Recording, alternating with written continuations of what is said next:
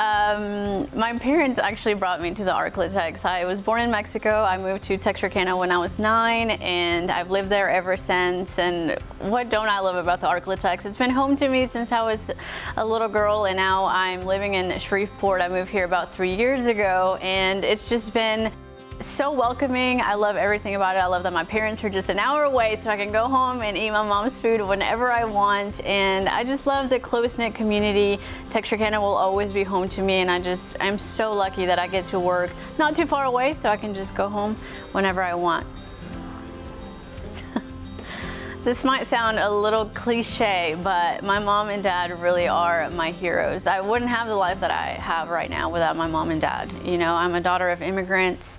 They brought me here when I was 9 years old, and it was that decision that my parents made that gave me the life that I have now. I can pursue a career in journalism. I learned how to speak English. I am successful. I'm healthy. I live in this great country, and I have my mom and dad to thank for that. So they're my heroes, and they've given up a lot for me. They've sacrificed everything for me. So if I could be like them whenever I grow up, I'm already pretty much grown up, but if I could ever just be a fraction of what my mom and dad are, then I'll count myself really lucky.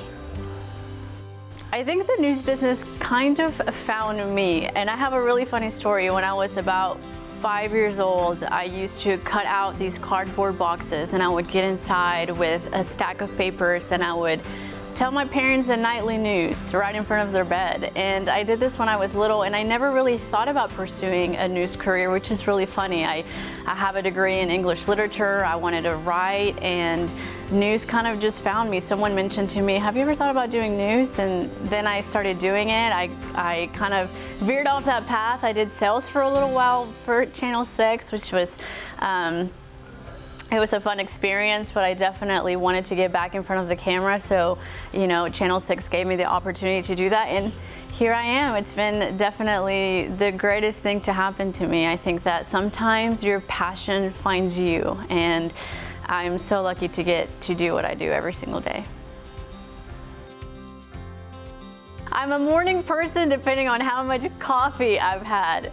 I'd like to think that I am a morning person. I actually wake up in a good mood, and I think that I've had this mentality of, wow, I'm so lucky to get to live another day. And that might sound really corny, but it's so true, especially when you get up at the time that we do. I'm being the morning anchor, you know, you have to get up at 2 in the morning, get in the shower, and get ready to go. And that might sound completely impossible for some people, but you just gotta find the silver lining. And I think the silver lining for me is when I drive to work, in the morning, and I think, wow, I get to go do this. This is actually my job. I get to go anchor the news and work with an awesome team, and I'm just really, really lucky. So now I'm a morning person for sure, and yeah, it's been fun. Most people don't know that I actually learned how to speak English when I was 9 years old. So, like I told you guys before, I moved here when I was 9, and I spoke not a word of English. I think I might have known like car and house, and that's about it.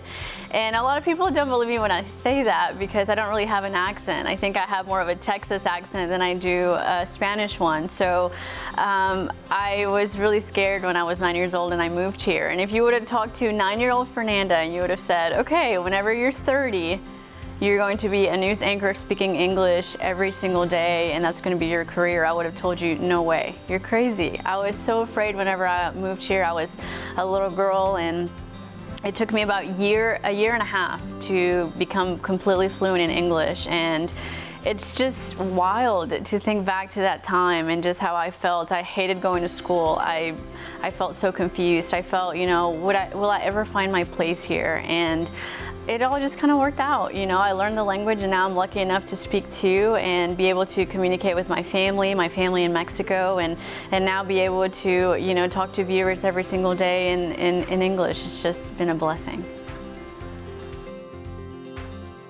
The people, for sure. You can go to a lot of places and do this exact same job. You can be an anchor in many different places all over the country, but every single person that I've come in contact with here at NBC6 has become like a friend to me. People who genuinely care about me, my well-being, my life outside of, you know, the four walls of the studio. People who when they ask how are you doing, they really actually mean it. And people who celebrate my wins, I've been here for about 3 years now, and from the beginning I've had people who just cheer me on and pat me on the back whenever I've done something good, and people who I know that whenever I leave here, whenever that day comes, those will be friends that I keep in contact with for forever.